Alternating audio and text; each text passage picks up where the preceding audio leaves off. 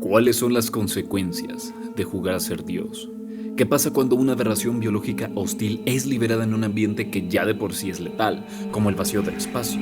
Eso y muchas cuestiones son las que se plantean en Dead Space, mismo que responde de la manera más cruel posible, y lo hace con algo que muy pocos juegos han conseguido: incomodarte de verdad.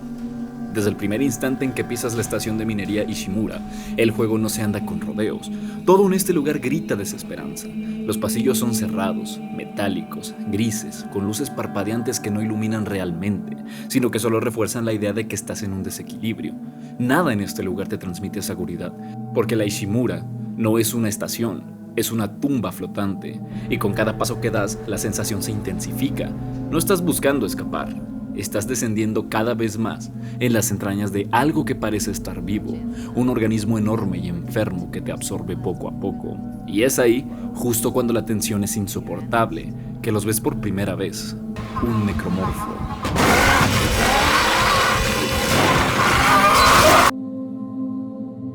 Y créeme cuando digo que pocas veces un videojuego me ha provocado un escalofrío tan físico, tan real. No es solo otro monstruo feo, es un cadáver humano destrozado, desarmado, desgarrado hasta la médula, y después reconstruido de la manera más aberrante posible.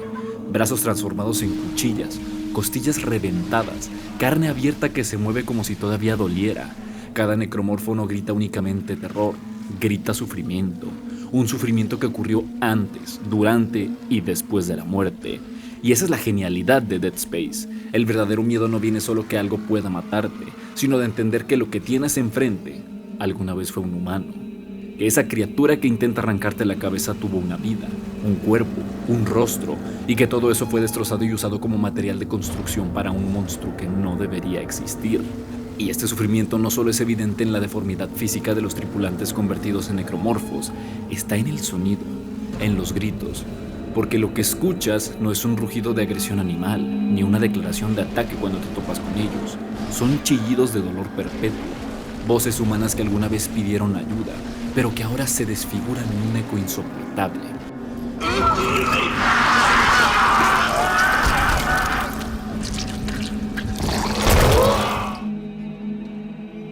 Sus huesos fueron quebrados y moldeados como armas, su carne desgarrada, sus órganos expuestos y reubicados en lugares donde nunca deberían estar. La sangre que chorrea de ellos no es decoración, es el recordatorio de que lo que estás viendo no es un monstruo creado desde cero, sino una vida humana destrozada y obligada a seguir existiendo en un estado antinatural. En otras palabras, no es solo el miedo a morir, sino el horror de imaginar qué se siente vivir en este estado tan precario, atrapado en un cuerpo que ya no es tuyo. Y aquí entra la idea central de este análisis: las consecuencias de jugar a ser un dios. Porque el origen de estas abominaciones no es casualidad, no es magia oscura, ni siquiera un simple accidente.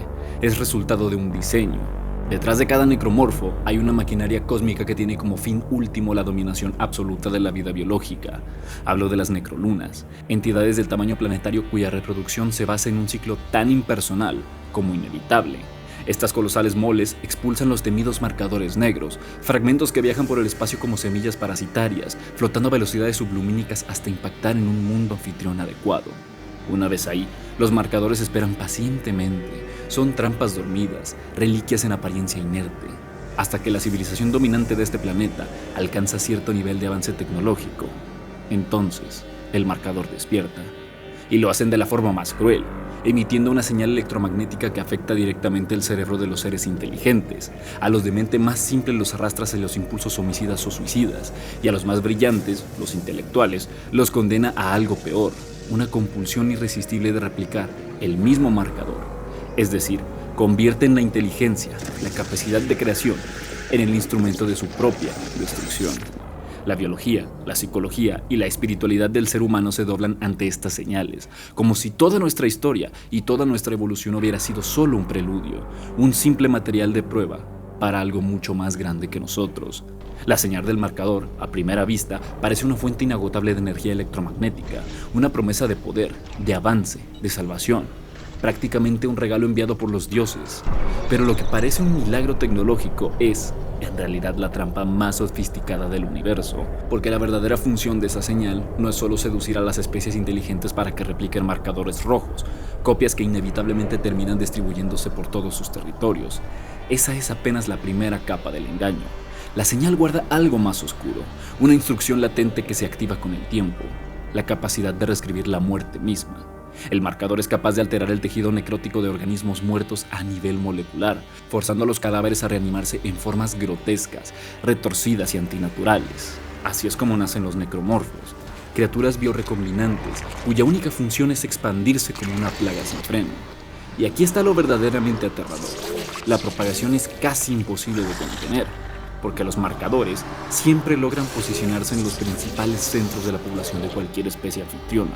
Cada ciudad, cada colonia, cada espacio donde los vivos intentan sobrevivir se convierte en el lugar perfecto para que la muerte se multiplique. El resultado es una pandemia cósmica, pero no como la que conocemos en la Tierra.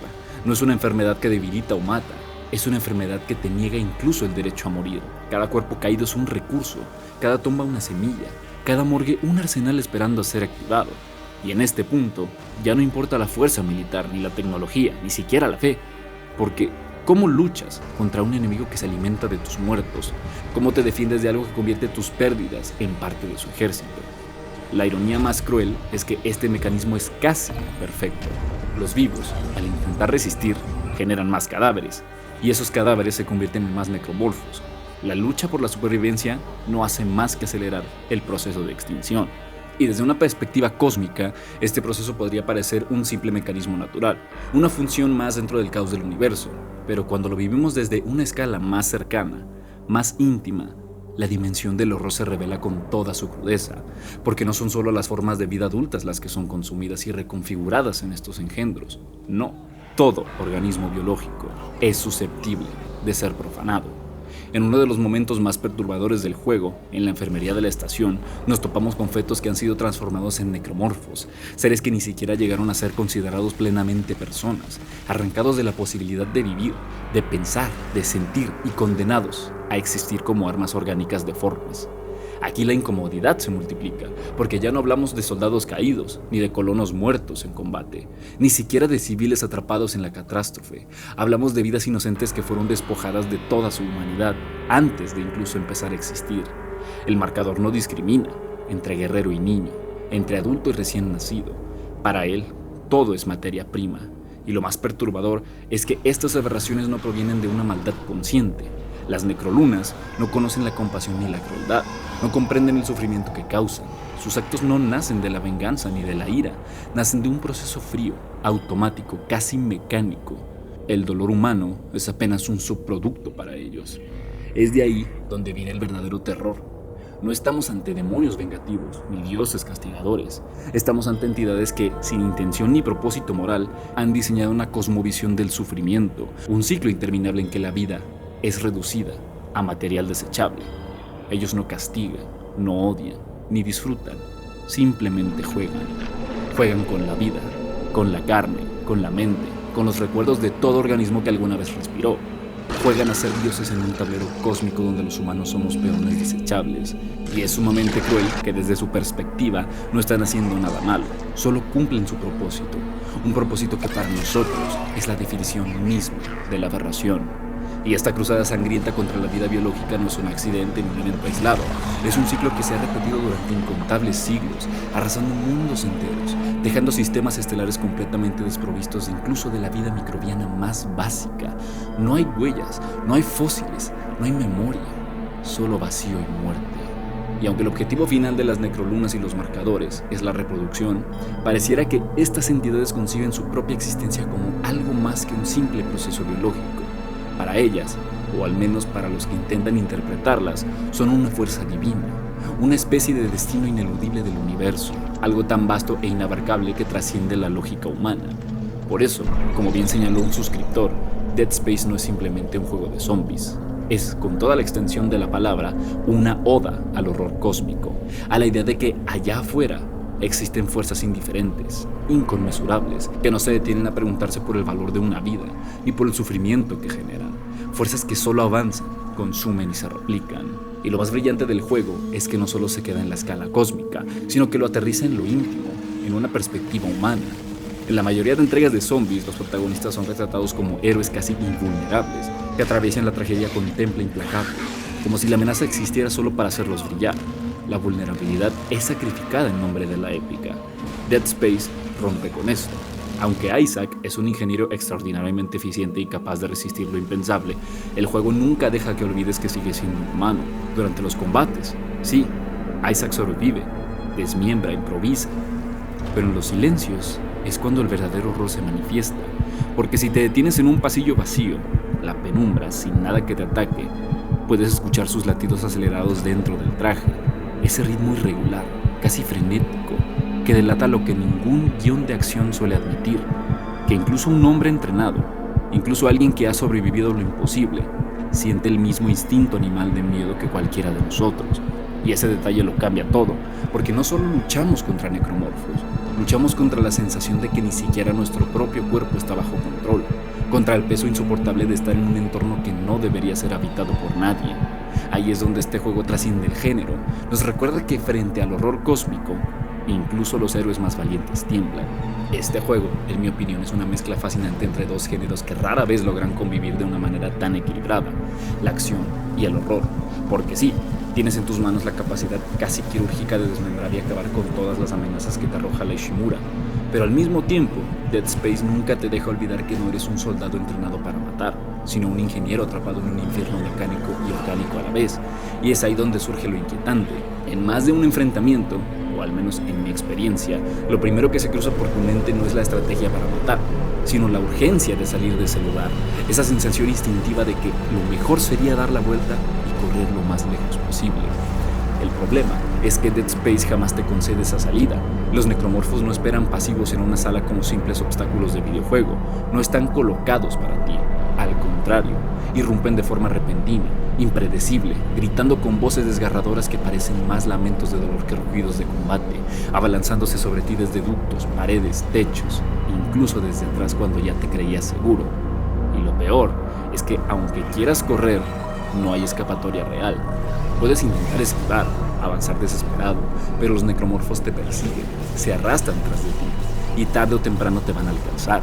No existe ninguna opción de huir, no puedes simplemente evitarlos y seguir adelante. El juego no está diseñado para dejarte escapar, y ese detalle, aunque mecánico, es lo que vuelve tan visceral esta experiencia, porque te obliga a enfrentarte. No tienes elección, y esa falta de alternativa refleja una verdad incómoda. En la Ishimura, nadie sobrevive huyendo.